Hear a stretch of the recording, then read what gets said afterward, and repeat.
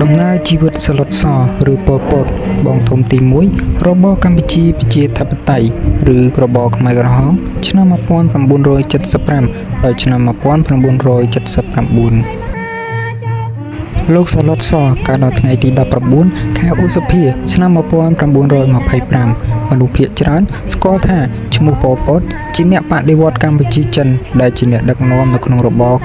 ខ្មែរក្រហមពីឆ្នាំ1963ឆ្នាំ1976ដល់ឆ្នាំ1979គាត់បម្រើការងារជានាយករដ្ឋមន្ត្រី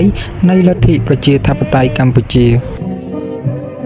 ជីវិតដំបូងរបស់គាត់ប៉ុលពតជាអតីតសិស្សផ្នែកវិទ្យុនិងអគ្គិសនីនៅទីក្រុងប៉ារីសមានតួនាទីជាលេខាបកកុម្មុយនីសកម្ពុជាក្នុងឆ្នាំ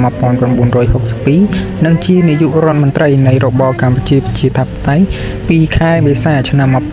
1976ដល់ឆ្នាំ1979ទោះបីជាពេលខ្លះប៉ុលពតបានឈប់សម្រាកពីការងារដោយសារមូលហេតុសុខភាពយ៉ាងណាក៏ដោយក៏ការដឹកនាំរដ្ឋាភិបាលនិងការសម្រេចចិត្តគឺប៉ុលពតជាអ្នកមានសិទ្ធិអំណាចដដែលប៉ុលពតស្លាប់នៅថ្ងៃទី15ខែមេសាឆ្នាំ1998នៅក្នុងផ្ទះរបស់គាត់លើខ្នងភ្នំដងរែក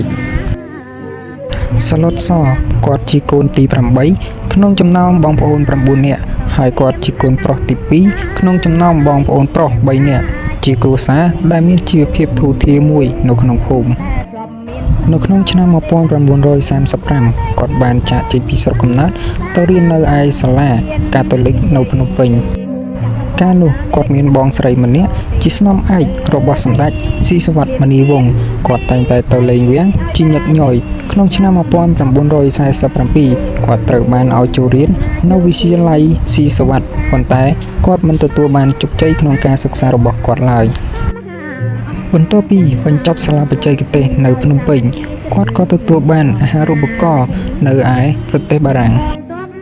ក្នុងអំឡុងពេលសិក្សានៅប្រទេសបារាំងលោកបានចាប់ផ្ដើមចូលប្រឡូកក្នុងវិស័យកុម្មុយនីសនិងបានចូលរួមជាមួយបកកុម្មុយនីសបារាំងបន្ទាប់ពីត្រឡប់មកមាតុភូមិវិញលោកបានធ្វើជាគ្រូបង្រៀននៅសាលាឯកជនមួយគឺសាលាបច្ចេកទេសវិទ្យាដូនពេញព្រមទាំងបានលួចធ្វើសកម្មភាពនយោបាយដើរក្រោមរហូតដល់លោកបានធ្វើជាមេដឹកនាំបកកុម្មុយនីសកម្ពុជាការឡើងកាន់អំណាចនឹងរបបខ្មែរក្រហមនៅថ្ងៃទី17មេសាឆ្នាំ1975ចលនាខ្មែរក្រហមរបស់លោកបានផ្ដួលរលំរបបសាធារណរដ្ឋខ្មែររបស់លោកលន់ នល់ហើយបានឡើងកាន់កាប់ប្រទេសទាំងស្រុងក្រោមការដឹកនាំរបស់លោកប្រទេសកម្ពុជាត្រូវបានបដូរឈ្មោះជាកម្ពុជាប្រជាធិបតេយ្យ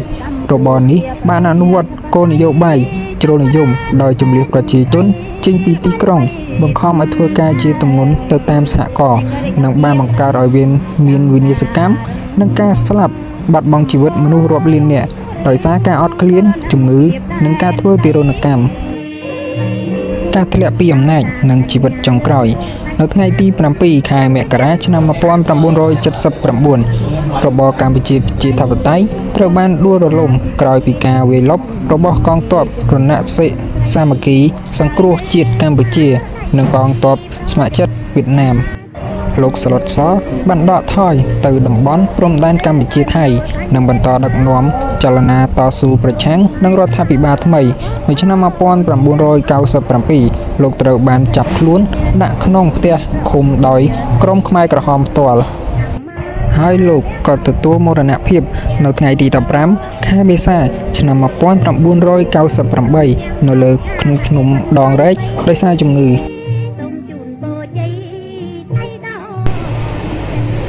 នៅវត្ត6ឆ្នាំនិយាយដល់បន្តដល់បួស2ឆ្នាំនិយាយបងទៅដល់ទៀត